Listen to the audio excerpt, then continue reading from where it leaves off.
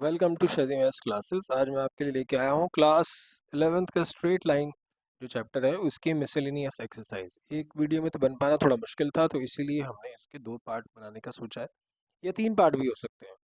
तो चलिए पहले फर्स्ट पार्ट तो स्टार्ट करते हैं।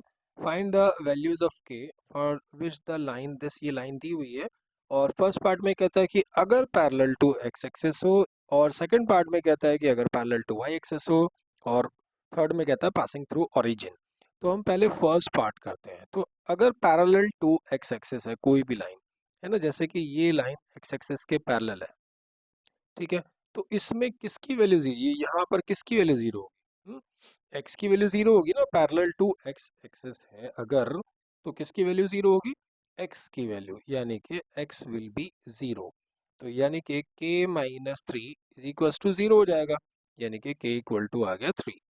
और अगर बी पार्ट की बात देखें तो पैरेलल टू वाई एक्सिस है, कोई भी लाइन वाई एक्सिस के पैरेलल है, तो यहाँ पर वाई की वैल्यू जीरो होगी।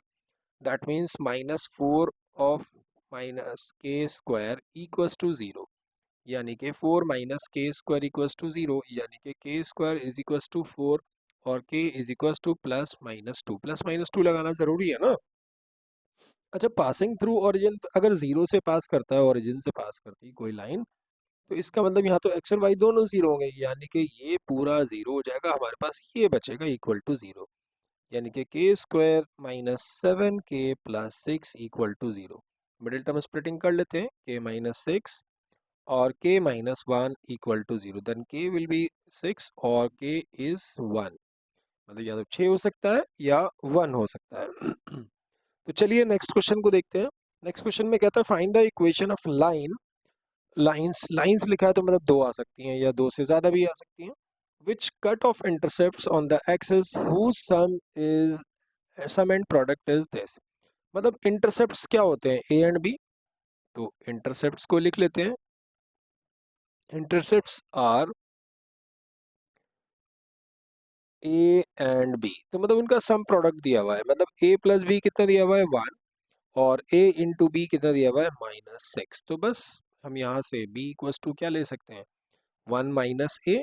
तो इस बी को यहाँ सब्सटीट्यूट कर देंगे, भाई सब्सटीट्यूशन मेथड लगा रहे हैं ना अब इसमें। तो a sorry, one minus a is equals to minus six, यानी कि a minus a square minus six, यानी कि minus a square plus a and plus six equals to zero. तो कोई दो ऐसे नंबर जिन्हें माइनस करके सिक्स आए और मल्टीप्लाई करके थ्री आए। अगर आपको ऐसे अच्छा नहीं लग रहा है तो इसमें से माइनस कॉमन लेके ऐसे लिख सकते हैं, एक ही बात है ना। या और लिख देते हैं, तो क्या हो जाएगा? यहाँ पर मिडिल टर्म स्प्लिटिंग करेंगे, ए माइनस थ्री और a plus two equals to zero. A equals to three और a equals to minus two. जब ए की वैल्यू थ्री होगी तो बी कितना आ जाएगा? बी आ जाएगा अपने पास, देखिए ना यहाँ पर जब हम थ्री डाल देंगे तो one minus three is minus two. Okay, और अगर ए की वैल्यू माइनस टू होगी तो वन माइनस माइनस टू, यानी कि बी आ जाएगा थ्री। तो दो कंडीशन है। इंटरसेप्ट फॉर्म हमारे पास होती है क्या? इंटरसेप्ट फॉर्म हमने पहली एक्सरसाइज में आप देख सकते हैं, अगर मैं यहाँ पर तो एक्सप्लेन नहीं करूंगा कि इंटरसेप्ट फॉर्म क्या होती है, बस हम यहाँ उसका फॉर्मूला यूज करेंगे, x upon a y upon B equals to one. तो एक्स अपॉन, पहले ये वाले हम ए और बी लिए जाएंगे, x upon three plus Y upon minus two equals to one, और x upon minus two plus Y upon three equals to one. तो जब हम इसका एलसीएम लेंगे तो ये आ जाएगा two X minus three Y equals to six, और जब इसका एलसीएम लेंगे तो minus three X plus two Y equal to six. तो ये दो इक्वेशंस है हमारे पास, जो इंटरसेप्ट जिनके सम, इंटरसेप्ट का सम जिनका वन और प्रोडक्ट माइनस सिक्स हो। अब ये कहता है what are the points, points लिखा है, ये ध्यान करेंगे कि मतलब या तो दो होंगे या दो से ज्यादा भी हो सकते हैं। वो ऑन द वाई एक्सेस पर कोई point, a point on Y axis always zero comma Y, ठीक है ना। whose distance from the line x upon 3 plus y upon 4 equals to 1। तो हमारे पास एक लाइन है x upon 3 y upon 4 equals to 1। इसका जो डिस्टेंस अपने को दिया है इस पॉइंट से, तो डिस्टेंस जो दिया हुआ है वो 4 यूनिट्स है, ठीक है ना। तो अभी हमें क्या करना है, वो पॉइंट फाइंड आउट करना है कि जिससे इस लाइन का डिस्टेंस जो है 4 यूनिट हो। तो पहले हम इसको लाइन को स्टैंडर्ड फॉर्म में कर लेते हैं। एलसीएम करने पर 4x प्लस 3y जो डिनोमिनेटर है वो इधर आ जाएगा, यानी कि 4x plus 3y minus 12 equals to 0। तो distance of a line from a point is ax1 by1 plus c। Mod में है कि distance can never be negative, और under root of a square plus b square. Okay, तो distance हम निकाल रहे हैं अभी, तो 4 इंटू 0 ये वाला डालेंगे, और plus 3y minus 12 upon under root of, इधर मॉड है ना, 4 स्क्वायर प्लस 3 स्क्वायर। ठीक है, तो डिस्टेंस इज इक्वल्स टू आ गया 3y माइनस 12 का मॉड, और देखो 4 का स्क्वायर 16, 16 9 25, 25 का रूट कितना आ जाएगा 5। तो यहाँ से अब आगे देखने वाली बात है कि हम डायरेक्टली क्या करते हैं कि 4 यूनिट ले लेते हैं, तो ये गलत है। एक बार 4 लेंगे और एक बार माइनस 4 लेंगे, क्योंकि मॉड लगा हुआ है ना। तो -4 equals to 3y minus 12 upon 5, याद रखिएगा, ठीक है ना इसको। तो क्रॉस मल्टीप्लाई करेंगे तो 20 is equals to 3y minus 12, और 20 plus 12 upon 3 is equals to y। ठीक है, यही तो होगा। सॉरी, यहाँ तो हाँ सही है, सही है, 3y माइनस 12 है। तो अभी क्या होता है, तो ये हो जाएगा 32/3, ये हमारा y हो गया, यानी कि पॉइंट आया एक 32/3। अच्छा, अब अगर इसको देखते हैं तो ये कितना हो जाएगा, -20 is equals to 3y minus 12। तो -20 प्लस 12/3 इज इक्वल्स टू कितना आ जाएगा ये, माइनस वाई, सॉरी वाई आएगा ना, वाई के। तो 20 में से 12 जब हम माइनस करेंगे तो -8, कितना बचेगा, -8/3। तो एक पॉइंट हो सकता है -8/3, तो 2 पॉइंट निकल के आ गए, जिसका डिस्टेंस जो है 4 यूनिट होगा। चलिए नेक्स्ट क्वेश्चन करते हैं। नेक्स्ट क्वेश्चन में क्या है कि find the perpendicular distance from the origin. तो perpendicular distance from the origin to the line joining this and this. ठीक है, तो परपेंडिकुलर डिस्टेंस क्या था from the origin, perpendicular distance of a line from origin. Okay, तो इसमें क्या था, distance is equals to C2 minus, sorry C2 minus C, वो तो पैरेलल लाइन का था, C upon under root of a square plus b square. तो मतलब लाइन के ए बी सी पता होने चाहिए, ये हमारा फॉर्मूला है। ओके, तो अभी हमारे पास क्या है, 2 पॉइंट्स गिवन है, cos theta comma sine theta, और दूसरा पॉइंट है cos phi comma minus sine phi, नहीं माइनस नहीं है, साइन फाई। ओके, तो पहले हम ना 2 पॉइंट का फॉर्मूला अप्लाई करेंगे, इक्वेशन बनाएंगे, और फिर ये फॉर्मूला अप्लाई कर देंगे। तो 2 पॉइंट का फॉर्मूला क्या था, equation applying 2 point form, y minus y1 y2 minus y1 upon x2 minus x1 और x माइनस x1। तो ये x1 हो जाएगा हमारा, और ये y1, और ये x2 और ये y2। पहले इसमें डालेंगे, एक प्रॉपर इक्वेशन बनाएंगे इक्वल टू 0 में, फिर उसमें से a b c, a तो हो जाएगा कोफिशिएंट ऑफ x, b हो जाएगा कोफिशिएंट ऑफ y, और c हो जाएगा कांस्टेंट जिसमें x y नहीं होगा। तो इसे आप ट्राई करेंगे। अब क्वेश्चन नंबर 5 देखते हैं। Find the equation of line parallel to y axis. मतलब एक लाइन निकालिए जो कि y एक्सिस के पैरेलल हो, मतलब इस तरह से हो सकती है, लेफ्ट साइड में भी हो सकती है, ठीक है ना। And passing through the point of intersection x minus 7y plus 5 equals to 0 and 3x। ठीक है, तो एक काम करते हैं, पहले इन दोनों का पॉइंट ऑफ इंटरसेक्शन निकाल लेते हैं, यानी कि x minus 7y plus 5 equals to 0, है ना। और दूसरी क्या है, 3x plus Y equals to 0। तो y का वैल्यू क्या हो सकता है from second equation, y equal to -3x। तो -3x और 7y प्लस 5 इक्वल्स टू 0। हमने शायद कुछ गलत कर दिया, y की वैल्यू डालनी है, ठीक है ना। तो क्या करेंगे हम, x ऐसी रहना है, 7 ऐसी रहेगा, और y की value 3x plus 5 equals to 0।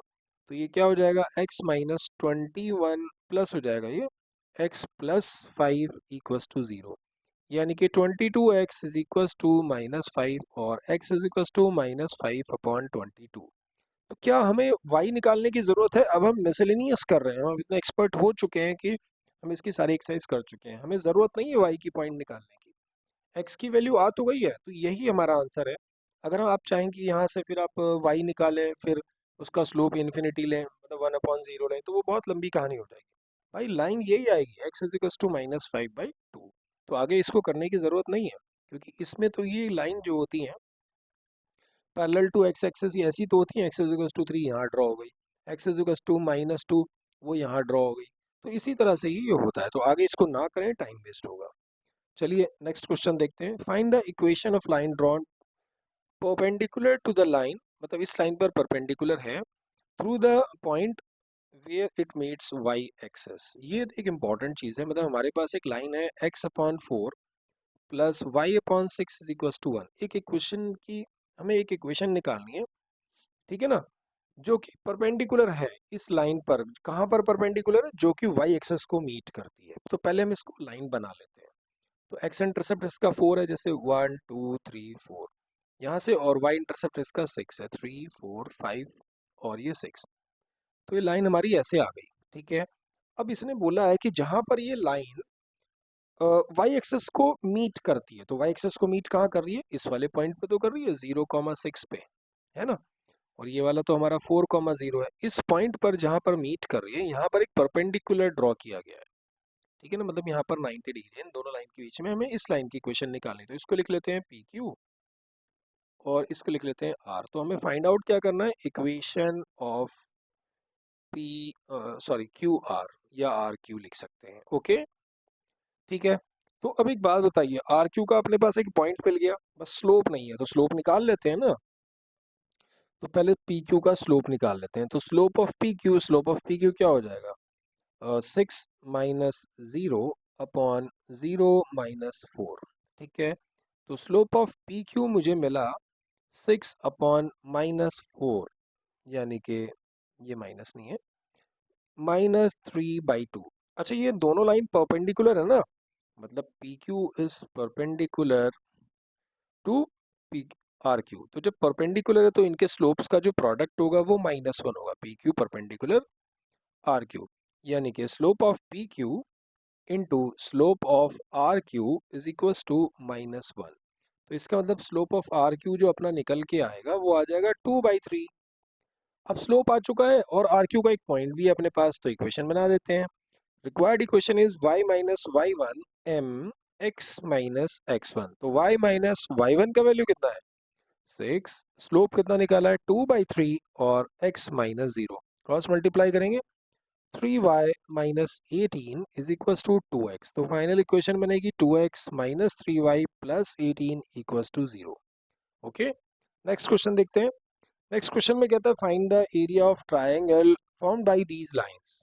तो चलिए पहले इन लाइंस को हम ड्रॉ कर लेते हैं, देखते हैं क्या ही होता है इसमें। तो y minus X equals to 0, तो y minus X equals to 0 यानी कि y इक्वल्स टू x। तो इसमें जब 0 डालेंगे तो 0 आएगा, 1 डालेंगे तो 1 आएगा, तो ये हमारा एक लाइन बन गई, इसका है y minus X equals to 0। अच्छा, और एक क्या है? x plus five, X plus five equals to 0, तो यानी कि x इज इक्वल्स टू -5। अगर इसके पॉइंट लेंगे तो 0 0 ही आएंगे, और अगर x की वैल्यू 1 लेंगे तो -1, ठीक है ना। तो 0 0 यहाँ पर है और 1 कॉमा -1 नीचे आ जाएगा, तो ये लाइन जो जाएगी कुछ इस तरीके से जाएगी, ओके। तो ये वाला कौन सी लाइन है? x plus Y equals to 0। अच्छा, एक और लाइन है अपने पास, x minus K equals to 0। तो x इक्वल्स टू क्या आ जाएगा? k, ठीक है ना। तो x इक्वल्स टू k, मतलब ये तो एक पैरेलल टू y एक्सिस होगी ना, तो हम इसको ऐसे ड्रॉ कर देते हैं। तो ये वाली जो है x इक्वल्स टू k है, तो यानी कि हमारे पास एक कौन सा एरिया निकालना है हमारे को? फॉर्म्ड बाय दीज लाइन, मतलब इस वाले का एरिया निकालना है हमें, ओके। तो हमारे पास ये वाला पॉइंट हो गया O, ये वाला पॉइंट ले लेते हैं A, और ये वाला पॉइंट ले लेते हैं B। तो O के कोऑर्डिनेट्स जो हैं अपने पास कितने हैं देख लेते हैं। O के कोऑर्डिनेट जो है 0 0 है। A के कोऑर्डिनेट देखते हैं क्या आते हैं। अगर हम इसमें यहाँ पर इसके अंदर x की वैल्यू k डालते हैं, क्योंकि इस लाइन पर हर जगह x की वैल्यू k ही रहेगी, तो x की वैल्यू k डालेंगे तो इत्तेफाक से y भी k ही आ जाएगा। और अगर b के निकालते हैं, इसमें x की वैल्यू k डालते हैं तो y की वैल्यू आ जाएगी -k। अब एरिया ऑफ ट्राइंगल का फॉर्मूला जो हमने इस चैप्टर के सबसे पहले क्वेश्चन में लगाया था 9.1 में, तो एरिया ऑफ ट्राइंगल क्या था, half x1 y2 minus y3, x1 y2 minus y3 plus x2 y3 minus y1 plus x3 y1 minus y2। तो ये अपने पास फॉर्मूला था। ये x1 x2 x3 हो जाएंगे, ये y1 y2 y3 हो जाएंगे, लगाएंगे जरा तगड़े होके और आपका आंसर आ जाएगा। ठीक है, अब अगले क्वेश्चन में क्या कहता है, find the value of p so that meet at one point. ये 3 लाइन है, ये तो हमारा 10th क्लास का क्वेश्चन है। तो एक ये वाली इक्वेशन पकड़ लेते हैं, एक ये वाली, तो इनको बाय एलिमिनेशन, बाय सब्स्टिट्यूशन या व्हाटएवर जो भी आपको अच्छे से आता है, या क्रॉस मल्टीप्लिकेशन, ठीक है ना। तो ये तीनों की तीनों लाइनें जो है एक ही पॉइंट पर जाती हैं। तो पहले इन दोनों को सॉल्व करेंगे और इन दोनों से जो एक्स वाई की वैल्यू आएगी उसको यहाँ डाल के पी निकाल लेंगे, ठीक है ना। तो ये मुझे शायद लगता नहीं कि कराना पड़ेगा मुझे, भाई एलिमिनेशन, भाई ऐड कर दो ना डायरेक्ट, वाई कट जाएगा तो एक्स आ जाएगा, ठीक है। तो चलिए नेक्स्ट क्वेश्चन देखते हैं। Show that if three lines this and this, ये 3 लाइन है, ये पहली, ये दूसरी और ये तीसरी, आर कॉन्क्यूरेंट। तो शो करना है m1 c2 minus c3, m2 c3 minus c1 और m3 c1 minus c2। Okay, तो चलिए करते हैं। पहले ना दो इक्वेशंस को सॉल्व कर लेते हैं। तो y equals to m1 x c2 और एक है y equals to m2 x c2। यहाँ पर 1 था, ये 1 है। ओके, तो हम क्या करेंगे, इन दोनों से ना पहले एक्स वाई की वैल्यू निकालेंगे, जो भी आएगा उसको तीसरा लाइन में सब्स्टिट्यूट कर देंगे एक्स वाई। तो सब्ट्रैक्ट करने पर हमें क्या मिलेगा, 0, और इधर मिलेगा m1 minus m2 x is plus c1 minus c2। Okay, तो ये आ जाएगा c2 minus c1 upon m1 minus m2। ये किसकी वैल्यू आई है, x की, ठीक है ना। वैसे ही करना, पिछले क्वेश्चन की तरह ही है ये भी, ठीक है ना। तो बस वो तो बहुत आसान था, डायरेक्टली स्ट्रेट इक्वेशंस थी, तो उसको मैंने नहीं कराया इसलिए। अब इसको देखते हैं, x की वैल्यू आ गई भाई, x की वैल्यू को सेकंड इक्वेशन में, फर्स्ट में या सेकंड में, y equals to m1, m1 के बाद क्या लिखा है, x, x मतलब c2 minus c1 upon m1 minus m2 और प्लस c1। ओके, यहाँ से हम y निकालेंगे, तो टेकिंग एलसीएम, एलसीएम तो यही आएगा m1 माइनस m2। तो यहाँ पर क्या आ जाएगा, m1 c2 minus m1 c1, यहाँ पर c1 था। अब ये जब इससे मल्टीप्लाई करेंगे तो प्लस m1 c1 और माइनस m2 c1, तो ये दोनों तो कैंसिल आउट हो जाएंगे, है ना। अब अपने पास क्या बचेगा, बचेगा m1 c2 minus m2 c1 upon m1 minus m2, ये हमारा y का वैल्यू है।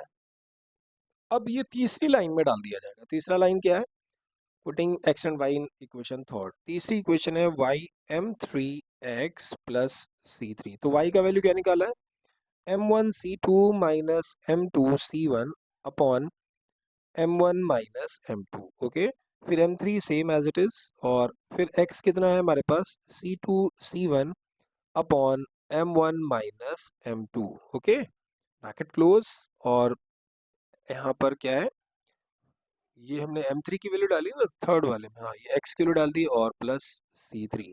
बस अब इसका एलसीएम क्रॉस मल्टीप्लाई इधर उधर करेंगे और ये आ जाएगा। नहीं भी आ रहा है तो डायरेक्ट लिख देना ना, एक दो स्टेप करके दिखा देना, ये तो लाना तो यही है ना, लेकिन इतना है नहीं मुश्किल, दिखने में खतरनाक लग रहा है, बस 1 2 3 ध्यान से लिखिएगा। चलिए नेक्स्ट क्वेश्चन देखते हैं। Find the equation, important question, अच्छा क्वेश्चन है। Find the equation of lines passing through 3,2। ठीक है ना, ये जो है ना, ये 450 नहीं है, ये इसकी डिग्री है यहाँ पे। ओके, तो find the equation of lines passing through the points 3 2, मतलब 3 2 से पास कर दिए, and angle 45 degree with the line this, मतलब दो लाइन है ऐसे, ठीक है ना। तो इसकी इक्वेशन अपने को दी हुई है x minus 2y equals to 3। इसने किसी लाइन के साथ 45 डिग्री का एंगल बनाया, और ये वाला जो पॉइंट है ना, ये पास करता है 3,2 से, ठीक है। तो हमें 3,2 से निकालना। तो पहले देखते हैं कि इस लाइन का स्लोप m2 ले लेते हैं और इसका m1। तो m1 जो आएगा वो आएगा माइनस ए अपॉन बी। जब इक्वेशन गिवन होती है तो ये लिखते हैं ना, तो -1 अपॉन -2 यानी कि 1/2। ठीक है, और m2 जो है हमारे पास वो m2 ही है। तो tan theta is equals to क्या था, angle between two line, m2 minus m1 upon 1 plus m1 m2। तो tan 45 का वैल्यू 1 और m2 माइनस m1 यानी कि m2 minus half upon 1 plus half into m2। तो ये कितना हो जाएगा, 2m2 माइनस 1 और ये हो जाएगा 2 प्लस m2। यहाँ से क्रॉस मल्टीप्लाई करेंगे तो क्या आने वाला है, 2 plus m2 is equals to 2m2 minus 1, यानी कि 2 प्लस 1 और 2m2 माइनस m2 यानी कि 3 इज इक्वल्स टू m2। तो एक बार तो ये 3 आया और एक बार ना इसको -1 से भी इक्वेट करना है, क्योंकि यहाँ पर ना मॉड होता है। तो दो हमारे पास स्लोप आ जाएंगे, इक्वेशन बना लेंगे यहाँ से, y माइनस वाले जो पॉइंट है ना, y माइनस 2 और स्लोप निकाला है 3 और x माइनस 3। अब ऐसे ही एक बार -1 से भी इक्वेट करेंगे तो दूसरा स्लोप आएगा, क्योंकि यहाँ लाइंस लिखा है ना, तो दो लाइंस आएंगे। ओके, नेक्स्ट क्वेश्चन देखते हैं। नेक्स्ट क्वेश्चन में कहता है find the equation of line passing through the point of intersection has equal intercept. ठीक, मतलब एक एक लाइन की इक्वेशन निकालनी जो कि इन दोनों के पॉइंट ऑफ इंटरसेक्शन में पास करता है और इसके इक्वल इंटरसेप्ट है। तो पहले तो हम इन दोनों को ना सॉल्व भी कर लेते हैं। इक्वल टू 3 ले लेते हैं और इधर लिख लेते हैं 2x minus 3y equals to minus, second equation को ना मल्टीप्लाइड बाई 2 कर लेते हैं ताकि वो दोनों सेम हो जाएं और एलिमिनेशन मेथड लग जाए।